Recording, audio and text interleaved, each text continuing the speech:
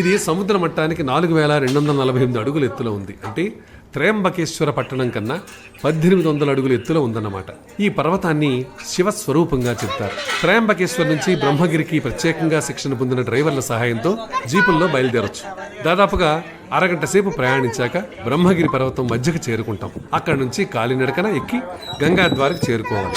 గౌతముడు తపస్సు చేయగా ఎట్టకేలకు ప్రత్యక్షమైన గంగ ఉదుంబర వృక్షంలో ప్రత్యక్షమై తరువాత బ్రహ్మగిరి మధ్య నుంచి ఉద్భవించిందట. అదే గంగాద్వార్. గంగాదేవి మొదట కనిపించి అంతర్ధానమైన చోట గంగామాత ఆలయం ఉంది. దీని ముందు గోముఖారపు రాతి కింద నుంచి గంగ ఉద్భవిస్తుంటుంది. ఆ పవిత్ర గంగా జలాలను చల్లుకుని పునీతలవుతారు. ఇక్కడ మాఘమాసంలో శుద్ధ ఏకాదశి, ద్వాదశి రోజుల్లో ఉత్సవం చేస్తారు. ఇక్కడ పంచతీర్థాల్లో గంగాద్వార్ ఒకటి. మాఘమాసంలో గౌతమ, అహల్య సంగమ, బిల్వ, ఇంద్ర అనే మరో 4 తీర్థాలు త్రయంబకేశ్వరంలో ఉన్నాయి. గౌతమ మహర్షి ప్రతిష్ఠించిన 108 శివలింగాలు ఈ గంగాద్వారానికి దగ్గరలోనే ఉన్నాయి.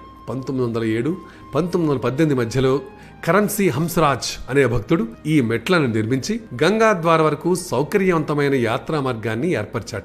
ఆ ఆదిశంకరుడు లోక కళ్యాణం నిమిత్తం తన జటాజూట నుంచి గంగని ఇక్కడే విడిచాడనడానికి గుర్తుగా ఈ కొండ మీద శివుడి మోకాళ్ళు, చేతుల గుర్తులు కనిపిస్తాయి. అక్కడ ఓ శివాలయం కూడా ఉంది. అందులో స్వామిని దర్శించుకుంటాం. ఈ బ్రహ్మగిరి మీదే బ్రహ్మదేవుడు తపస్సు చేసి సృష్టి నిర్మాణానికి అవసరమైన శక్తిని, సిద్ధిని పొందాట. అందుకే దీనికి బ్రహ్మగిరి అని పేరన్నది ఓ పౌరాణిక కథనం. ఈ బ్రహ్మగిరి పర్వతానికి సద్యోజాతం, వామదేవ, అఘోర, ఈశాన, తత్పురుష అను 5 శిఖరాలున్నాయి. బ్రహ్మగిరి మీద ఉద్భవించిన గంగానది 3 పాయలుగా విడిపోయి ప్రవహిస్తోంది. తూర్పు వైపు ప్రవహించే పాయని గోదావరి అని, దక్షిణం వైపు ప్రవహించే నదిని వైతరణి అని, పడమట వైపు ప్రవహించే గంగానది చక్రతీర్థం దగ్గర గోదావరిలో కలుస్తుంది. సిద్ధ పురుషుడైన గోరఖ్నాథుని గుహ కూడా ఈ పర్వతం పైనే ఉంది. ఇవన్నీ చూశాక అక్కడి నుంచి అందరూ కూడా పార్వతీదేవి మందిరానికి వెళ్తారు. కాలాసురుడు అనే రాక్షసుడు గంగాద్వారం దగ్గర ప్రవహించే గంగను చూసి తన పుక్కిట బంధించే ప్రయత్నం చేశాట.